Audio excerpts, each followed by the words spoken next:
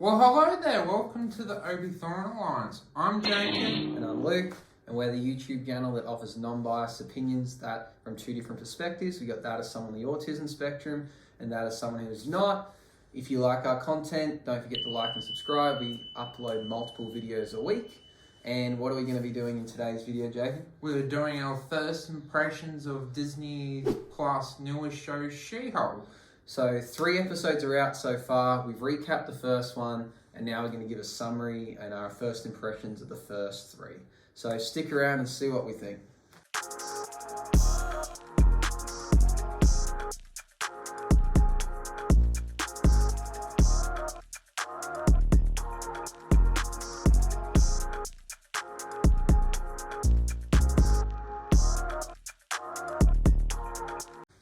So 3 episodes in, what's kind of happened? Where are we at in the storyline? Basically, kind of 2 lives were being a lawyer and being herself, and she's been trying to get Abomination a free man, and that's kind of the main plot line. Yeah, so first episode, she gets her powers, nice and simple. She gets some of her cousin's blood inside her. She becomes a She-Hulk. She has kind of the same powers as he does, but she kind of can harness them sooner than it took him.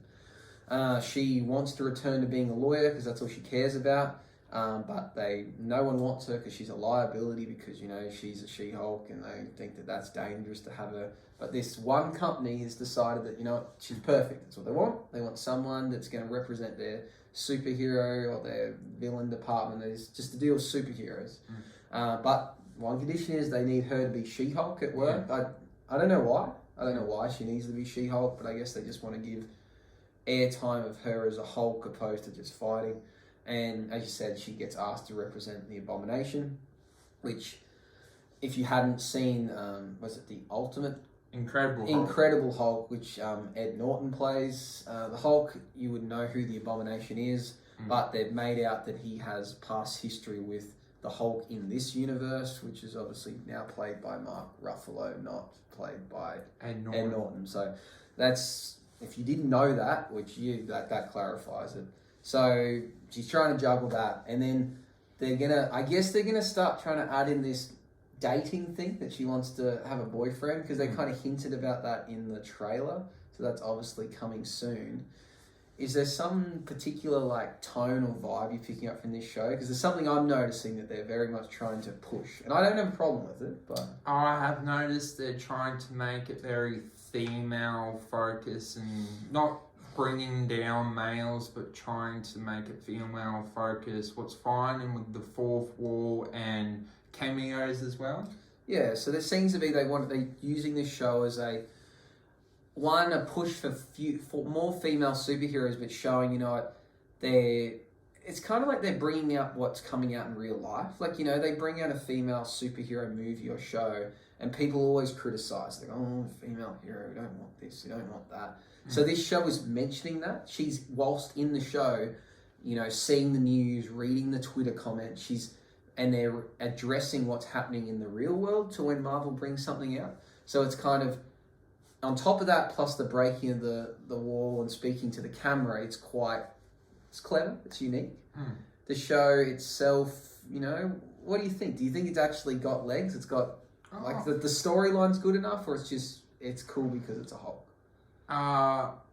Personally, I prefer the cameos, but there's 6 more episodes to go, so hopefully they actually develop her as a character properly and we get some story. At the moment, it's an okay show, but if you're not a Marvel fan, I don't think you would probably particularly enjoy it as much as the other MCU shows like WandaVision or Loki. Yeah, I feel the same. I find it entertaining. Do I think it's a masterpiece? No. Or is it that clever? Not really, but it's entertaining. But it's probably entertaining for a fan. For someone that's not a fan, I don't think this show is going to get you becoming a fan and wanting to invest in hours and hours of previous MCU content. But if you already have done that, I think it's worth watching. I like the development they're giving her. I think she's pretty funny. I don't think she's going to be a force to reckon with fighting-wise. I don't know if they're going to involve her in many MCU movies where they're to do with fighting. I think they're more interested in her role of she's a hero that just doesn't want to be a hero. You know, she wants to be a lawyer. So I think that's quite cool. Are you liking the cameos so far? Yeah, that's probably the best thing about the show. They do, and they said they make a reference to the cameos. She speaks to the camera and says, "Oh, you think it's going to be a show about cameos?" And she kind of makes a joke. She's like, "Oh, there was Bruce, and then there was the Abomination, and Wong. And we've seen Wong." So I'm liking they're doing that. It obviously gives it, a bit of star power and makes it a bit more enjoyable. I've definitely laughed at this show. Yeah, me too. There's no clear indication of where the villain might be, or what do you think? Where do you think the villain's going to be? Either two things. Abomination is bluffing and is the villain, or someone else that was mentioned of when the Asgardian, when the gang stole the Asgardians' weapons, and the person that they're working for is the villain. Yeah, and who do you think that might be? Think he might be Kingpin? Do you think they might bring him into it or no? We've already seen him in Hawkeye, we've seen him in Daredevil. Maybe someone else. Because obviously was it from the trailer we saw that Daredevil comes into this? Yes. So it's going to be some way of tying that together.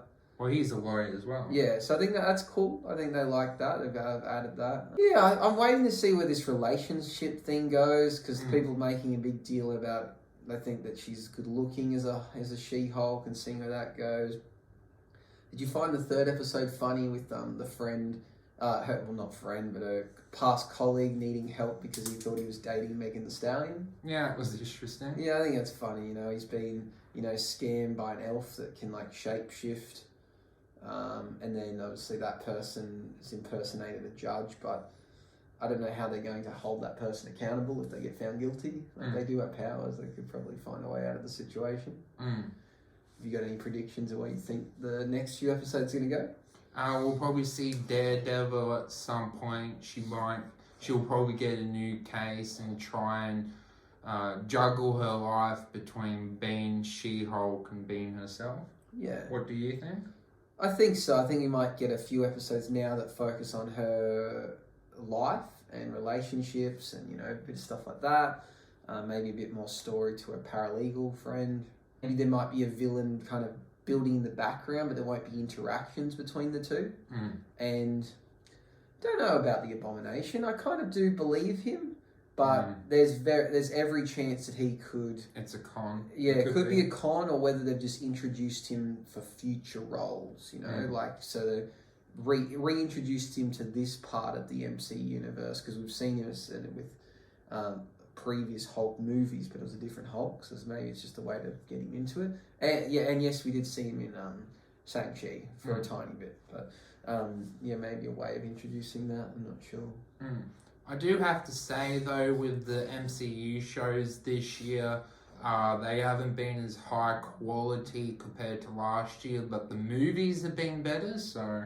Yeah, I think that's true. I think we were very lucky last year with the shows we got. Yeah. And obviously, movie-wise, Spider-Man was probably the standout. Yeah. And then this year, the movies, we've got a few more movies. Black Panther. Yeah, and they seem to be of a better quality. And the shows have been a bit lacking. I think they've gone for kind of the spin-off B-list characters to get their own roles this time, and they've been hit and miss. But any content's better than nothing, really. So your enjoyment factor, how are you enjoying it? It's high. I'm looking forward to it. I'm looking forward to it each week just to see where it goes. I'm not taking it too serious, so I think that's probably why I've got a pretty open lens to this show. Yourself, how are you enjoying it? As a comedy, I think it's a good show, but as a superhero show, nothing's really happened yet, but I guess they're building towards something because it has 9 episodes, but episode 3 kind of felt empty and pointless, but we did get to see Wong, so... Yeah. I just like the show. I like shows where, superhero shows where it's just not all about action, heroes versus villains. I do like it when we get to see, heroes in the everyday world. And I think that's something that the boys are quite like, even though there's lots of action, the boys are kind of seeing heroes and humans kind of interacting, and I think this is another way of that. You know, she's a hero, but you know, she wants to be a lawyer. You know, it's like it's just I like it. I think it works well. So pumped for episode 4? Yeah, definitely. So we've got a couple more days that comes out, and you know, we might step back into summarizing each episode from here on out. Yeah. Well, thank you for watching. We are the Obi-Thorn Alliance from 2 different perspectives. Like and subscribe. See you in the next video. If you enjoyed this video, there will be a video at the end. Bye-bye.